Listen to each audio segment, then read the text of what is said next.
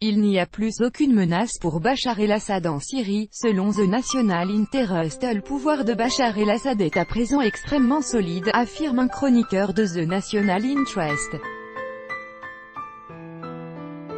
En soulignant l'incohérence de la politique de Washington, il a également appelé Donald Trump à mettre un terme aux actions illégitimes en Syrie. Il n'y a plus aucune menace pour le pouvoir de Bachar el-Assad en Syrie, écrit le chroniqueur de The National Interest Doug Bandow.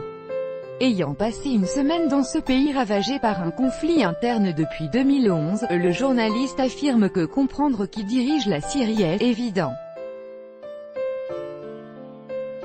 Assad a gagné et Washington a perdu, affirme ainsi M. Bandow. Selon lui, cela a été possible, grâce au soutien accordé au président syrien par les Alaouites, les chiites et des minorités comme les chrétiens syriens.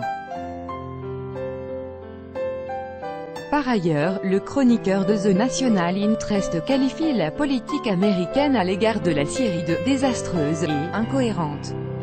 Selon lui, Washington a proclamé son but de lutter contre Daesh * tout en insistant sur le départ de Bachar el-Assad qui, lui aussi, lutte contre les terroristes.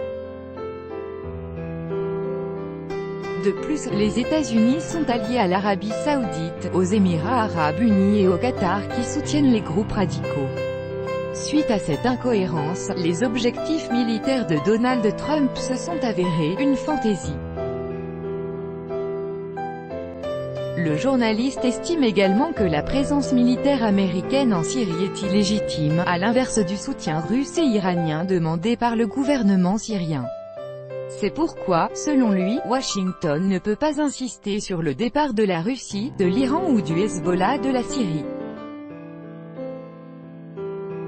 L'administration Trump n'a aucun pouvoir d'envahir, d'occuper ni de démanteler une autre nation quelle qu'en soit la raison, résume-t-il. En conclusion, M. Bandow évoque l'échec de l'ingénierie sociale coercitive américaine, en appelant le président américain à mettre fin à la mésaventure américaine au Proche-Orient. * Organisation terroriste interdite en Russie.